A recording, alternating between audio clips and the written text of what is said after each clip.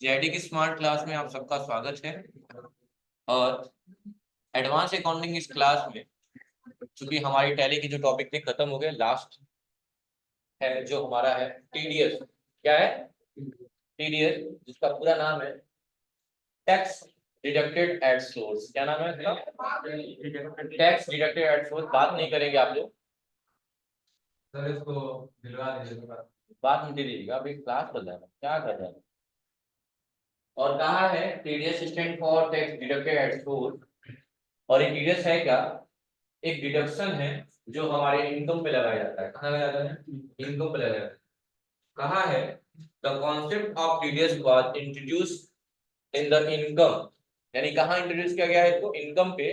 किस अधिनियम? Tax act number दिया है 1961, यानी अधिनियम 1961 के तहत ये टीडीएस लगाया जाता है हमारे इनकम पे। ठीक है, जो इसके रेंज में आता है। कहा है with the objective of deducting. इसका उद्देश्य क्या होता है? डिडक्शन करना, यानी कटौती करना। किस पे? आपके income at the source of the income, यानी कि आपके इनकम पे। It is one of the method of collecting income tax. और यह क्या है? एक तरीका है, एक रास्ता है जिससे आप क्या कलेक्ट करते हैं? इनकम टैक्स कलेक्ट करते हैं। Which ensure regular flow revenue of the government. जो एक फ्लो एक चलता रह रहा है, जिससे गवर्नमेंट की क्या हो रही है? रेवेन्यू हो रही है, यानी इनकम हो रही है। ठीक है, इसकी स्कोप एंड एप्लीकेबिलिटी दिया हुआ है, क्या क्या उपलब्धता है इसकी, इसके बारे में कहा है। The present income from several is subjected to TDS. और ये क्या क्या चीजें दी हुई है नीचे आप पढ़ सकते हैं। पहला दिया हुआ सैलरी, आप सैलरी पाते हैं ना, वेतन पाते हैं ना। तो कहा है पहला सैलरी, उसमें बात कहा है सैलरी की। अगर आप सैलरी पा रहे हैं उसमें सेक्शन 192 यानी धारा 192 के तहत कहा गया है, पेमेंट कोड 92 बी के तहत कहा गया है कि अगर आप सैलरी 5 लाख से ज्यादा कमाते हैं, एग्जम्पशन लिमिट 5 लाख दिया है। इसका मतलब कि अगर 5 लाख तक कमाते हैं कोई भी टैक्स मतलब नहीं देना होगा। लेकिन अगर वो लिमिट 5 लाख के पार हुआ तो उससे आपको टीडीएस की कटौती होगी। कितने परसेंट की? 10%। अच्छा, एक चीज और भी है। इनकम टैक्स जब हम पढ़े थे उसमें लिमिट था कि जैसे कि अगर कोई व्यक्ति ऐसा है जिनकी आयु सीमा, जैसे आयु सीमा वाली बात थी, अभी भी है, उसे कर लीजिएगा, स्लैब बदल गया होगा। लेकिन मैं जब स्लैब पढ़ा था 3 टाइप का पढ़ा था। एक, जिनकी उम्र 0 से लेके 59 साल के बीच में है। दूसरा, जिनकी उम्र 60 से लेके 80 के बीच में है। और तीसरा, जिनकी उम्र 80 से ज्यादा है। इसमें लिमिट नहीं दिएगा क्योंकि 80 से ज्यादा कहीं भी टपक सकता है, जी भी सकता है, जो भी है। तो इसको बोलते हैं नॉर्मल है, एडल्ट के तौर पे यूज करते हैं। ये आपका सीनियर सिटीजन है, क्या है? और ये है सुपर सीनियर सिटीजन।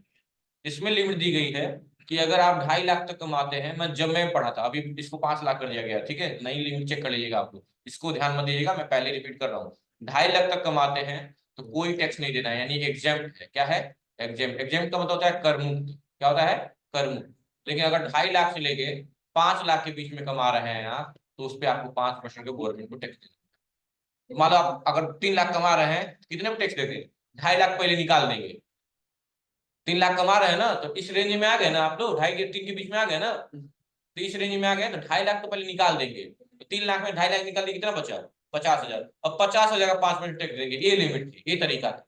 लेकिन अभी क्या है कि 5 लाख तक कमा रहे हैं, कोई टीडीएस नहीं देना है। लेकिन अगर 5 लाख से ज्यादा हुआ, अगर 5,10,000 हो गया मान लो, तो 10,000 पे नहीं देंगे, पूरा 5,10,000 का 10% निकालिए, 51,000 रुपया देना। समझ आ गई बात ना? यही अंतर है, समझ रहे हैं ना? तो जब दिमाग में रखिएगा। और 5 से लेके 10 के बीच में रहता है, 5 से लेके 10 लाख तक कमाएंगे तो 20% टैक्स देना होगा। और 20 से एवब रहेगा, यानी 20 लाख, सॉरी 12 लाख, 10 लाख से एवब रहेगा, सॉरी 10 लाख से एवब रहेगा, तो आपको 30% का टैक्स देना होगा। इसमें लिमिट थोड़ी सी बढ़ गई, 2.5 लाख से लेके 3 लाख हो गई है। 3 लाख तक कमाएंगे कोई टैक्स नहीं देना, एग्जेम्प्ट है। 3 से लेके 5 के बीच में कमाते हैं तो पता हिला रहा है क्या? बार बार हो रहा है चेहरे पे। तो 5% टैक्स देना होगा। और 5 से लेके 10 के बीच में रहता है तो 20%। और 10 से एवब रहेगा तो 30%। समझ में आ गई बात? ऐसे इसका है सुपर सीनियर सिटीजन में 5 लाख तक कोई टैक्स में नहीं लगेगा। और 5 से लेके 10 के बीच में 5% लगेगा, और 10 से एबव रहेगा तो कितना परसेंट, सॉरी 5 से 10 के बीच में तो यहाँ रहेगा 20%। 5 से 10 के बीच में कितना है, 20 है ना, 20 है ना, और 10 से एबव रहेगा तो 20%, यानी इसके में 5% वाला लिमिट ही नहीं है। अब 5 लाख तक का मुद्दो तो है, ठीक है, ये सब पॉलिसी। लेकिन इसमें इसमें क्या है कि थोड़ा सा भी अगर लिमिट 2 लाख की दिया हुआ है, अगर 2 लाख से थोड़ा भी ज्यादा होता है तो पूरे पैसे का 10% देना होगा टीडीएस आपको। यहाँ दिया है सैलरी में, सैलरी के तहत कहा गया है सेक्शन 192 बी में 94 बी कोड है उसका, उस पर 10% रेट दिया गया है। और आपसे क्या दिया जाएगा, अगर एग्जेक्शन लिमिट 5 लाख से ज्यादा होती है तो आपको टीडीएस की कटौती की जाएगी। दूसरा दिया है interest on security debenture. Debenture का मतलब क्या होता है, ऋण पत्र। क्या होता है, ऋण पत्र होते हैं।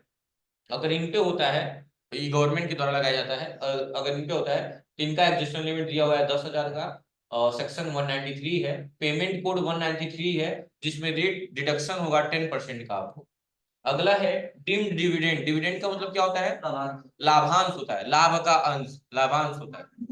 यानी कि अगर आपको लाभांश हो रहा है तो सेक्शन धारा 194 के तहत पेमेंट कोड 194 10% का रिडक्ट वो दिया हुआ है, दर दिया हुआ है। और एग्जेम्पशन लिमिट क्या है, 2500 रुपए, यानी 2500 से ज्यादा अगर आप लाभांश पा रहे हैं तो आपको 10% गवर्नमेंट को टीजीएस के रूप में देना होगा।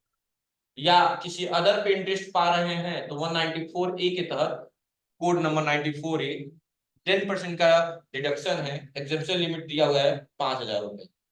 अगर आप इंटरेस्ट पाते हैं किसी बैंक के द्वारा, पे के द्वारा, तो उस पे है अमाउंट दिया है 40,000। अगर आप नॉर्मल व्यक्ति है, नॉन मतलब सीनियर सिटीजन नहीं है, और सीनियर सिटीजन है तो उसमें लिमिट 50,000 की दी हुई है, देख लीजिएगा इस बार में। और डिडक्शन रेट है 10% का।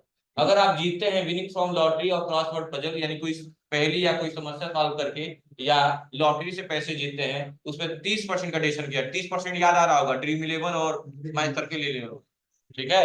30% की कटौती होती है। अगर आपका अमाउंट 10,000 से अधिक होता है विनिंग अमाउंट, तो उसमें 30% की कटौती होगी। अगर आप घुड़सवारी से जीते, गवर्नमेंट कहती है कि आप पैसा कहाँ से कमा रहे हैं, मैं तो मतलब नहीं है, मतलब ये है कि अगर आप कमा रहे हैं तो फिर आप मुझे टैक्स देंगे, सीधी सी बात, ठीक है।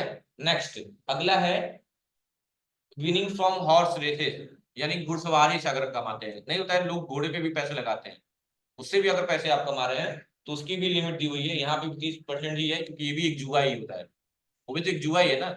जुआ पे थोड़ा रेट बढ़ा के लिया गया। एक बात और ध्यान रखिएगा, अगर आप पैन कार्ड होल्डर नहीं है तो ऑटोमेटिकली जहां 10% देना होगा वहां 20% आपको देना पड़ेगा। इसलिए पैन कार्ड लगाना बहुत जरूरी होता है। इसलिए टीडीएस वाली कंपनी में जब हम किसी का पार्टी का लेजर बनाएंगे तो पैन नंबर जरूर डालेंगे, नहीं तो दिक्कत हो जाएगी। मैं दिखा दूंगा दो करके। अगला है पेमेंट कर रहे हैं कंट्रेक्टर को, चाहे वो एचयूएफ हो या इंडिविजुअल हो। एचयूएफ को मतलब होता है हिंदू अनडिवाइडेड फैमिली, ठीक है। कहा है सेक्शन 194C में पेमेंट कोड 94C दिया हुआ है, रेट दिया हुआ है 1% का, एग्जेम्पशन लिमिट दिया है 30,000 रुपए। और अगर हाँ एक सिंगल ट्रांजेक्शन के लिए, और अगर ईयरली हो रहा है जो भी है, फाइनेंशियल ईयर में हो रहा है तो 1 लाख रुपए दे दिए, ठीक है। नेक्स्ट है अदर के लिए पेमेंट कोड 94C, एग्जेम्पशन में 30,000 रुपया, और रेट लिया है 2% का। सिंगल होगा तो इसमें भी वही 1 लाख वाली बात है। अगला है इंश्योरेंस कमीशन। इंश्योरेंस का अगर कमीशन ले रहे हैं तो कमीशन पे आपको एग्जेम्पशन लिमिट दिया हुआ है 15,000 रुपए का, आपसे डिडक्शन किया जाएगा 5% का। ये सब याद करना होगा, कल पूछा जाएगा। पेमेंट आप लाइफ इंश्योरेंस पॉलिसी का कर रहे हैं तो 1% का डिडक्शन दिया हुआ है, एग्जेम्पशन लिमिट 1 लाख दिया हुआ है। आप डिपॉजिट कर रहे हैं किसी भी नेशनल सेविंग स्कीम के तहत, अंतर्राष्ट्रीय योजना के तहत, तो उस पर 10% का रेट दिया गया है, एग्जेम्पशन लिमिट 2,500 रुपए का दिया हुआ है। अगर आप कोई चीज रिपर्चेज करते हैं म्यूचुअल फंड के द्वारा या किसी यूनिट ट्रस्ट के द्वारा, तो उस पर भी वह सेक्शन 194F के तहत कहा गया है, 94F कोड है उसका, रेट आपसे डिडक्शन का है 20% का, और एग्जेम्पशन लिमिट नील है, मतलब कोई भी नहीं है इसमें, लिमिट वाली बात नहीं है, कितना भी करेंगे उसका 20% देना पड़ेगा, सीधी सी बात, समझ रहे हैं ना, इसमें कोई एग्जेम्पशन लिमिट नहीं दिया। अगला दिया है कमीशन है या प्राइस है, आंशिक आप लॉटरी टिकट है, यानी टिकट टिकट वगैरह बेच के कमा रहे हैं, कमीशन पा रहे हैं, तो ऐसे कंडीशन पे आपको 194G के तहत पेमेंट कोड 94G है, जिसमें 5% की कटौती की जाएगी, एग्जेम्पशन लिमिट 15,000 की दी गई है। अगला है कमीशन और ब्रोकरेज का। कमीशन यानी दलाली करते हैं आप, या वो घूस लेते हैं, तो ऐसे कंडीशन, ब्रोकरेज का मतलब दलाली ही होता है, ऐसे कंडीशन में आपसे लिया जाएगा 5% का टीडीएस रेट, और एक्सटेंसिव रेट 15,000 रुपए, 15,000 से ज्यादा अगर करते हैं तो आपसे 5% टीडीएस के रूप में लिया जाएगा। अगला है आपका बिल्डिंग है, फर्नीचर है, 194 आई में जिक्र किया गया है, एक्सटेंसिव लिमिट 2,40,000 की है और टीडीएस रेट 10% का है। Same amount plant and machinery और इक्विपमेंट के लिए भी दिया हुआ है, बस यहाँ सेक्शन 194 आई सेम है, बस ये है। और पीछे डायग्राम दिया हुआ है, देख रहा है ना, और ये डायग्राम आपको घर से पढ़ के वही सेम चीज जो आगे पढ़ाए ये पीछे दिया हुआ है, और यही पढ़ के याद करके आना है, क्योंकि ये याद होगा तभी क्वेश्चन कर पाएंगे। कोई दिक्कत है? उसके बाद हम पढ़ेंगे टेन के बारे में, जैसे पेन होता है वैसे टेन यहाँ पे है। टेन का मतलब होता है टैक्स डिडक्शन एंड, देखिए लिखिए फुल फॉर्म लिखिए टेन का,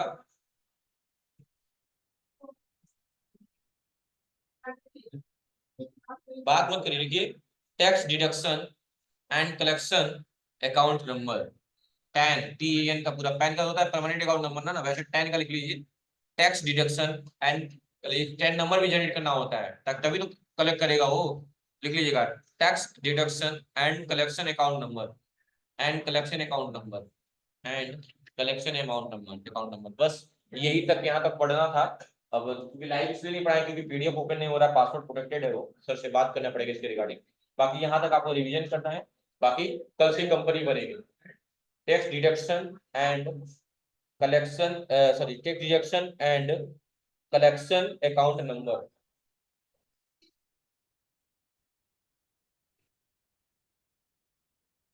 हो गया?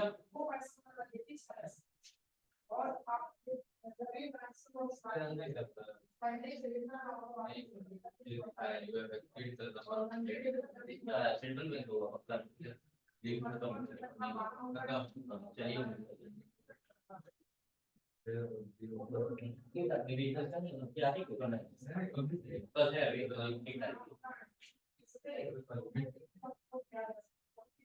छोटा बैंक का सेंट्रल। सर तीन बार से मांगते हैं सर। ठीक है, आज के लिए इतना है बाबू, पढ़ लीजिएगा आप।